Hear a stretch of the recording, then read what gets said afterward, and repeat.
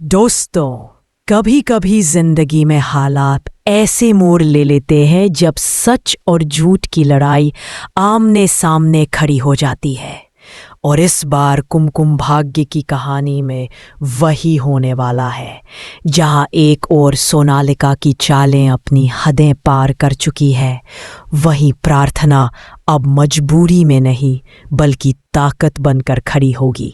सवाल ये है, क्या प्रार्थना इस बार सच को सामने लाकर शिवांश को हमेशा के लिए बचा पाएगी? कहानी की शुरुआत होती है उस बड़े मोड़ से जहां शिवांश और प्रार्थना के रिश्ते पर लगातार सवाल उठते रहे हैं।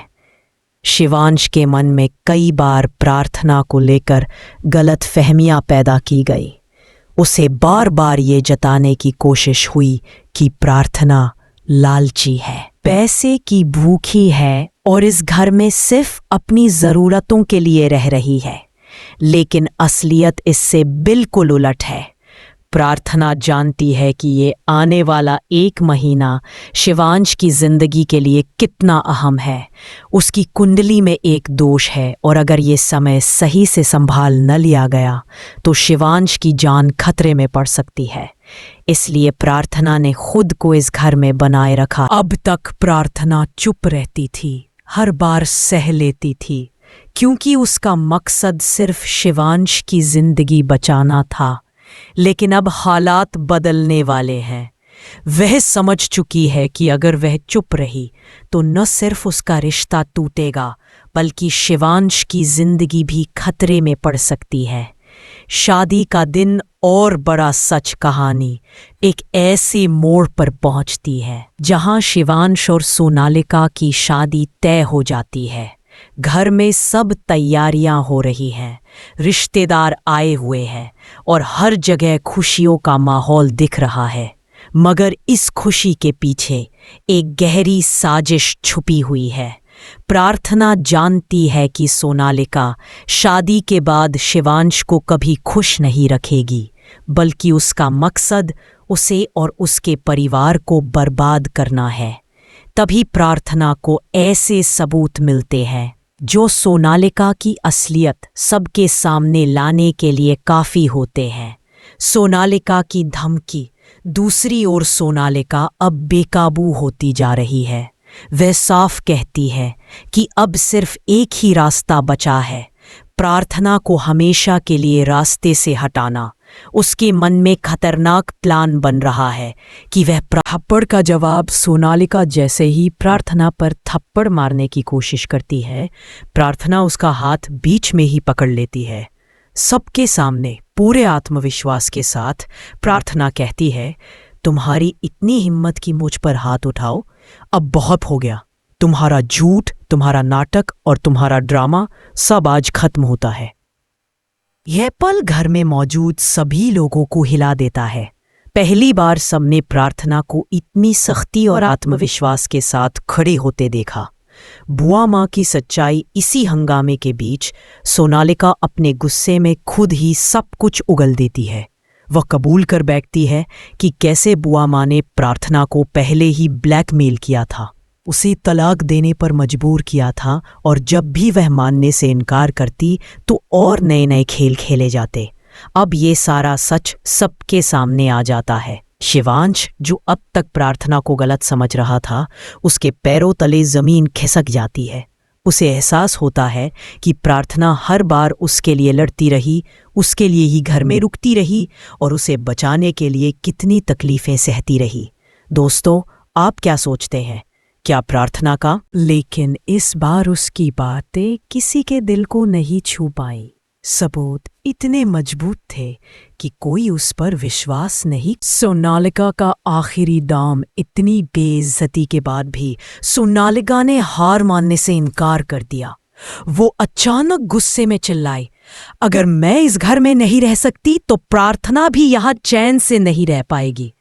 उसने जेब से एक चाकू निकाल लिया और प्रार्थना की तरफ बढ़ने लगी। माहौल तनावपूर्ण हो गया। सब लोग घबराकर आगे बढ़े, लेकिन इससे पहले कि सोनालिका कुछ कर पाती, शिवांश ने उसे रोक लिया। शिवांश का प्रकोप। शिवांश ने उसका हाथ कसकर पकड़ लिया और कहा, बस बहुत हो गया सोनालिका। अब तुम्हारी चालें और तुम्हारा नाटक किसी को और नुकसान नहीं पहुंचा पाएगा। आज मैं तुम्हें इस घर से हमेशा के लिए बाहर निकाल रहा हूं। शिवांश की आंखों में गुस्सा और दृढ़ता देखकर सोनालिका भी कांप गई। उसने छूटने की कोशिश की, लेकिन इस बार घर के सभी लोग मिलकर उसके खिलाफ खड़े हो गए। पुलिस का आगमन तभी किसी ने पुलिस को बुला लिया। पुलिस आते ही सोनालिका और बुआ माँ को गिरफ्तार कर ले गई। जाते जाते सोनालिका ने प्रार्थना की तरफ घूरते हुए कहा, ये खेल खत्म नहीं हुआ है, मैं लौट कर आऊंगी।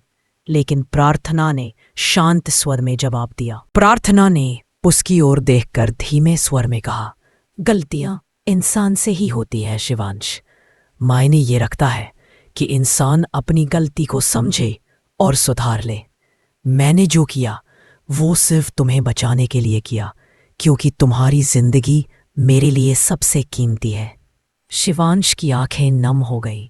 उसने मन ही मन ठान लिया कि अब वह प्रार्थना को कभी अकेला नहीं छोड़ेगा। नई शुरुआत की तैयारी। अब घर में माहौल बदल चुका था।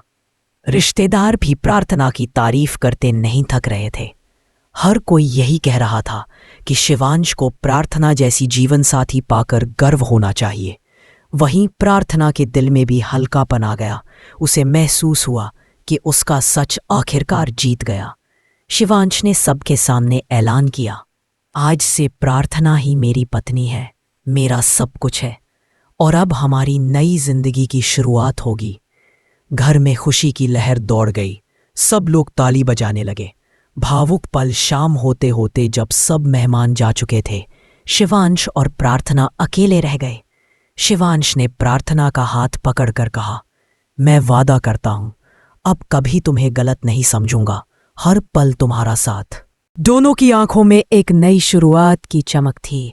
दोस्तों, आप बताइए, क्या आपको लगता है कि अब प्रार्थना और शिवांश की जिंदगी में सचमुच खुशियां लौट आएंगी, या फिर सोनालिका का दिया हुआ खतरा किसी नए तूफान की तरह वापसी करेगा? अपनी राय हमें कमेंट्स में ज़रूर बताइए और इस कहानी को अपने दोस्तों के साथ शेयर करना मत भूलिए। दोस्तों, कहानी एक नए मोड़ पर पहुंच चुकी है। झूठ और फरेब का पर्दाफाश हो चुका है। सोनालिका और बुआ माँ का सच सबके सामने आ चुका है। लेकिन कहानी यहीं खत्म नहीं होती। असली इम्तिहान अब शुरू होने वाला है, क्योंकि प्यार की राह कभी भी इतनी आसान नहीं होती।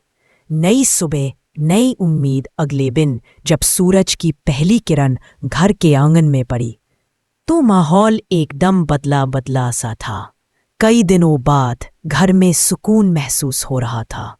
प्रार्थना पूजा कर रही थी और शिवांश चुपचाप उसकी ओर देख रहा था।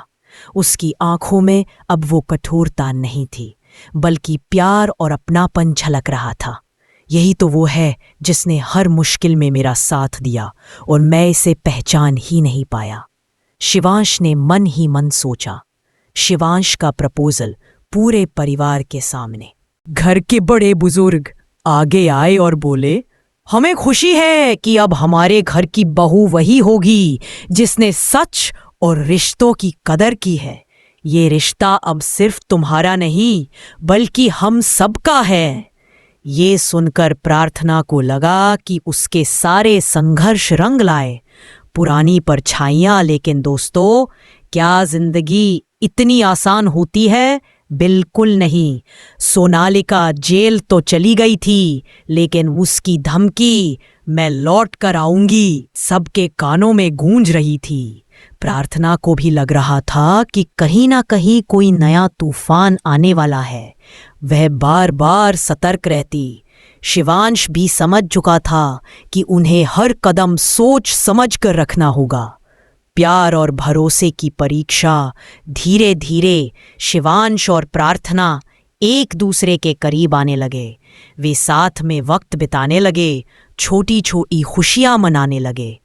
कभी प्रार्थना शिवांश को उसकी दवाई लेने की याद दिलाती, कभी शिवांश प्रार्थना के लिए फूल लेकर आता। दोनों की हंसी घर के हर कोने में गूंजने लगी। लेकिन दोस्तों, सच्चा प्यार वही ज्यादा समय नहीं बीता और सोनालिका फिर से सामने आ गई। लेकिन इस बार उसने सीधा हमला नहीं किया। उसने चालाकी से नई योजना बनाई। उसने मीडिया में झूठी खबरें फैलाना शुरू कर दी। प्रार्थना ने लालच में आकर शिवांश से शादी की है। उसे सिर्फ इस घर की दौलत चाहिए। ये खबरें अखबारों और टीवी चैनलों पर छाने लगी। लोग बातें बनाने लगे। समाज की तिरछी नज़रों का सामना करना प्रार्थना के लिए मुश्किल होने लगा।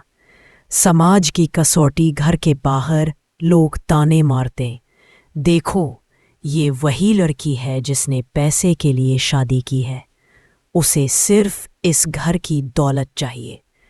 प्रार्थना टूटने लगी, लेकिन उसने हार नहीं मानी। वह सोचती वह है अपनी पान का फेवरेट। सह समाज अंदाज़ा बहुत दूर।